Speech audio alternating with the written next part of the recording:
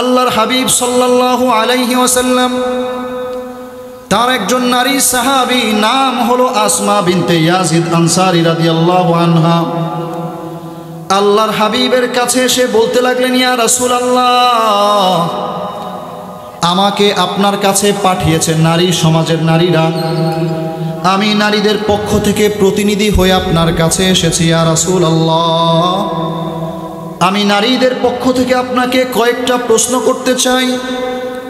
আল্লাহর হাবিব সাল্লাল্লাহু আলাইহি ওয়াসাল্লাম বলতে লাগলেন, আসমা বিনতে ইয়াজিদ, কি প্রশ্ন করতে চাও, প্রশ্ন করো। এবার ওই নারী সাহাবী বলতে লাগলেন, ইয়া রাসূলুল্লাহ, পুরুষ সাহাবীরা আপনার উপর যেভাবে ঈমান এনেছে, আল্লাহর উপর যেভাবে ঈমান এনেছে, ইয়া রাসূলুল্লাহ, আমার বাবা মা আপনার জন্য জান কোরবান করে দিক, কোরবান হয়ে যাক। ইয়া রাসূলুল্লাহ, আমরা যারা নারী আছি তারাও আপনার উপর ঈমান এনেছি, আমরাও পুরুষদের মতো আল্লাহর উপর ঈমান এনেছি। কিন্তু ইয়া রাসূলুল্লাহ, আমাদের নারী সমাজের কয়েকটা প্রশ্ন আছে আপনার কাছে। আল্লাহর হাবিব সাল্লাল্লাহু আলাইহি ওয়াসাল্লাম বড় আশ্চর্যান্বিত হয়ে গেলেন, বলতে লাগলেন, কি সেই প্রশ্ন, প্রশ্নগুলো করো। এবার ওই নারী সাহাবী বলতে লাগলেন, ইয়া রাসূলুল্লাহ, আমরা ঘরের মধ্যে আবদ্ধ থাকি, পর্দার মধ্যে বন্দী থাকি, পুরুষের শয্যা সঙ্গিনী হই, পুরুষদের সন্তানদেরকে লালন পালন করে ঘরের মধ্যে বন্দী থাকি। কিন্তু ইয়া রাসূলুল্লাহ, এত কাজ করবার পর, পুরুষদের খেদমত করবার পরেও আমরা তো নেকি থেকে বঞ্চিত হয়ে যাই। নারী সাহাবী এবার বলতে লাগলেন, ইয়া রাসূলুল্লাহ, আমরা ঘরের ভেতরে পর্দায় আবদ্ধ হয়ে থাকি, কিন্তু পুরুষ সাহাবী যারা, তারা আপনার সাথে জুমার নামাজ আদায় করে, কেউ যদি মারা যায় তার জানাজায় যায়। কোনো মহিলা জানাজায় যায়? কোনো মহিলা জুমায় যায়? যায় না। এই প্রশ্নটাই করছে। ইয়া রাসূলুল্লাহ, কেউ যদি অসুস্থ হয়ে যায়, ওই অসুস্থ ব্যক্তির শুশ্রূষার জন্য পুরুষরা যায়, নেকি অর্জন করে। এই সকল আমলের মধ্যে আবার কখনো কখনো লাগাত, কখনো কখনো হজ করে, ওমরা করে। ইয়া রাসূলুল্লাহ, আপনার সোহবতে তারা নিজেদের জীবনটাকে ধন্য করছে। কিন্তু ইয়া রাসূলুল্লাহ, আমরা ঘরের মধ্যে বসে থাকি, আমরা তো এই সমস্ত কাজ করতে পারি না। ইয়া রাসূলুল্লাহ, এই সমস্ত কাজের মধ্যে আরও একটা উত্তম কাজ আছে, যেই কাজটা এই কাজগুলোর চেয়ে বড় উত্তম, তা হলো আল্লাহর রাস্তায় জীবন দেওয়া, আল্লাহর রাস্তায় নিজের জীবনটাকে কোরবান করে দেওয়া। কথা বলেন ঠিক কিনা? আজকে মালভাঙার যুবকও অনেক এমন আছে, যদি বাংলার জমিনের কোনো নাস্তিক মুরতাদ আল্লাহ আল্লাহর রসুলকে গালমন্দ করে, মালভাঙার অনেক যুবক এমন আছে যারা নিজের জীবনটাকে আল্লাহর রাস্তায় ওই নাস্তিকের প্রতিবাদে জীবন দেওয়াকে সৌভাগ্যবান মনে করে। কথা বলেন ঠিক কিনা? আল্লাহর রাস্তায় জীবন দেওয়া মানে জান্নাতের পাখি হয়ে যাওয়া, শাহাদাতের মউত লাভ করা। এজন্যই নারী সাহাবী বলতেছেন, ইয়া রাসূলুল্লাহ, পুরুষ সাহাবীরা তো এত আমল করবার সাথে সাথে কখনো কখনো আপনার সাথে জিহাদের ময়দানে যায়, ওই জিহাদের ময়দানে গিয়ে জিহাদ করতে করতে শাহাদাত বরণ করে। ইয়া রাসূলুল্লাহ, শাহাদাত বরণ করবার কারণে তাদের নেক আমলগুলো তো আমাদের নেক আমলের চেয়ে অনেক বেশি বেড়ে যায়। আল্লাহর হাবিব সাল্লাল্লাহু আলাইহি ওয়াসাল্লাম বড় অবাক হয়ে গেলেন।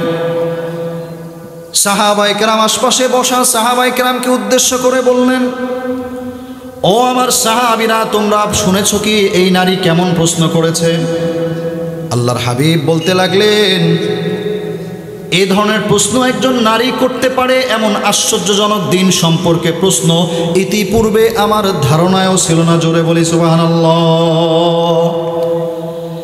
এবার ওই পুরুষ সাহাবীরা প্রত্যেকেই বলতে লাগলো, ইয়া রাসূলুল্লাহ, একজন নারী সাহাবী দিন সম্পর্কে কিভাবে এমন আশ্চর্যজনক প্রশ্নগুলো করলো, এমন সুন্দর চিন্তা ভাবনা তার জেহেনে কিভাবে আসলো। ইয়া রাসূলুল্লাহ, আমাদের তো এটা ধারণাই ছিল না। আল্লাহর হাবিব সাল্লাল্লাহু আলাইহি ওয়াসাল্লাম নারীটাকে এবার উদ্দেশ্য করে বললেন, নারী সাহাবীকে এবার উদ্দেশ্য করে বলতে লাগলেন, আসমা বিনতে ইয়াজিদ রাদিয়াল্লাহু আনহা আল্লাহর হাবিবের কথাগুলোকে বড় দিল দিয়ে শুনছেন। আল্লাহর হাবিব এবার বলতে লাগলেন, শুনে নাও, মনোযোগ দিয়ে শোনো, কান খুলে শুনে নাও। কোনো নারী যদি স্বামীর খেদমত করে, স্বামীর যদি সন্তুষ্ট অর্জন করতে পারে, স্বামীর যদি মনোরঞ্জন করে, স্বামীর সেবা যদি ঠিকভাবে করে, স্বামী যা আদেশ করে তা যদি পুঙ্খানুরূপে পালন করে, তাহলে ওই নারী ঘরে বসেও স্বামী যত বাইরে আমল করবে, জুমার নামাজ আদায় করবে, জানাজায় যাবে, স্বামী শুশ্রূষা করবে রোগীর, স্বামী হজ করবে, উমরা করবে, এমনকি স্বামী যদি আল্লাহর রাস্তায় জিহাদ করে করে নিজের জীবনটাকেও বিলিয়ে দেয়, ওই নারীটা স্বামীর খেদমত করবার কারণে, স্বামীর সন্তুষ্টি অর্জন করবার কারণে, স্বামীর আমানতকে হেফাজত করবার কারণে, স্বামীর ইজ্জতকে হেফাজত করবার কারণে, স্বামীর সন্তানকে ঠিকভাবে লালন করবার কারণে আল্লাহ ঘরে বসে, ঘরের কোনায় বসে তাকে এই সব কিছুর সওয়াবগুলো আল্লাহ দান করবেন। একটু জোরে জোরে বলবো সুবহানাল্লাহ। তাহলে ঘরে বসে কেউ যদি জিহাদও না করে, হজও না করে, জুমার নামাজে নাও যায়, জানাজায় তো যেতেই পারবে না। পারবে? মহিলা মানুষ, কোনো প্রতিবেশী যার সাথে দেখা দেওয়া জায়েজ নেই, অসুস্থ, তার শুশ্রূষা যদি করতে নাও যায়, ঘরে বসে একটা কাজ করবে। কি কাজ? স্বামীর আনুগত্য করবে, স্বামী যা বলবে তাই শুনবে, কোনো কথা নাই, যেভাবে বলবে সেভাবেই মানবে, কোনো কথা নাই। ঘরের কথা চলবে, অর্ডার চলবে। কার? ভয় পান নাকি? কার? জোরে বলেন, কার? স্বামীর চলবে অর্ডার। কি বলেন, ঠিক কিনা? আপনারা ভয় পাওয়ার কারণ নাই। অনেকে মনে করতেছে যদি ঠিক জোরে বলি বাড়িতে গেলে ঝামেলা আছে। কি বলেন, ঠিক কিনা?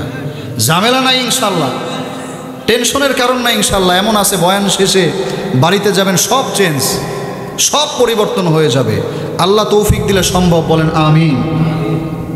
স্বামী স্ত্রী যদি ঘরে বসে স্বামীর মনোরঞ্জন করে, স্বামীর সন্তুষ্ট অর্জন করে, স্বামীর সেবাটা ঠিক মতো করে, স্বামী যেভাবে যা দেয় বলে আলহামদুলিল্লাহ, তাহলে তার জিহাদে যাইতে হবে না।